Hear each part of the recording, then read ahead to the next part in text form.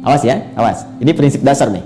Jadi jangan pernah kita berpikir bahwa hidup itu nggak dijamin rezeki, kurang rezeki itu mustahil. Karena yang paling dasar yang dijaminkan oleh Allah cukup. Jika ada orang yang ya merasakan kurang, itu berarti orang yang tidak pernah merasa cukup. Itu problemnya. Ya boleh jadi, maaf, bukan karena nggak cukupnya, karena dia mengejar satu beban yang tidak sesuai dengan kebutuhannya. Atau mengejar sesuatu di luar asas kecukupannya. Itu persoalannya. Ya, kalau dia mau naik, nanti ada lagi tahapannya.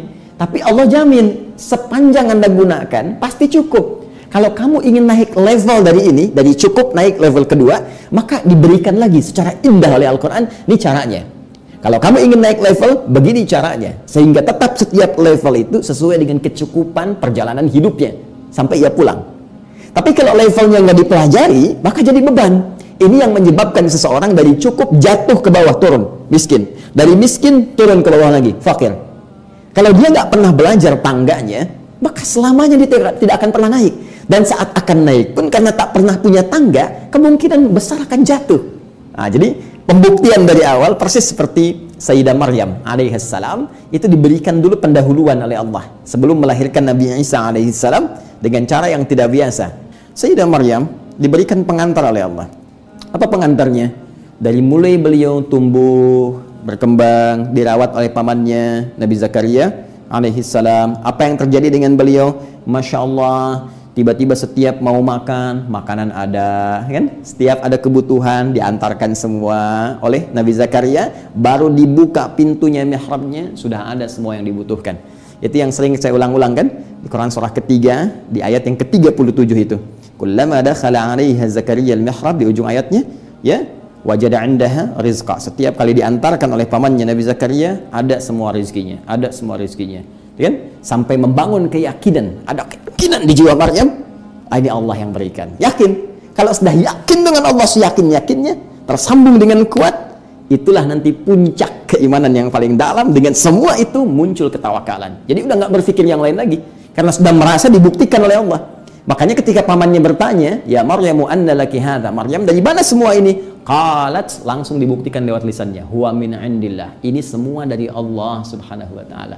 Karena sudah yakin semua dari Allah, sudah tawakal kepada Allah, makanya nggak aneh lagi ketika tiba-tiba beliau mengandung, ditiupkan rohnya oleh malaikat Jibril alaihissalam tanpa pernah disentuh laki-laki manapun, karena sudah dekat dengan Allah dan diberikan informasi. Di situ sudah nggak ragu lagi dengan semua anugerah yang Allah berikan. Bahkan dikuatkan lagi, bayinya baru lahir sudah bisa bicara. Ini Abdullah. Quran surah ke-19 ayat 31 itu, ya, diperintahkan untuk sholat, untuk mengabdi kepada Allah, berbakti kepada ibundanya dan seterusnya.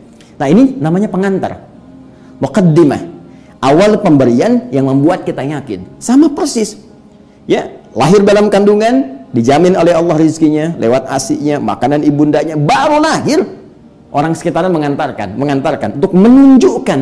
Makanya orang tua saat dianugerahi anak misalnya terlahir, datang orang tua orang lain, datang tetangga, datang kerabat, bahkan yang tidak dikenal, sesungguhnya itu adalah pertanda dari Allah untuk membangun keyakinan. Hei, kamu jangan khawatir ya, anak ini aku jamin rezekinya, kata Allah. Sekarang aja yang nggak kamu kenal datang, kamu nggak usah khawatir, asal kamu berikhtiar dengan cara yang benar, Allah tunjukkan jalan untuk mendapatkan kecukupan dalam kehidupan.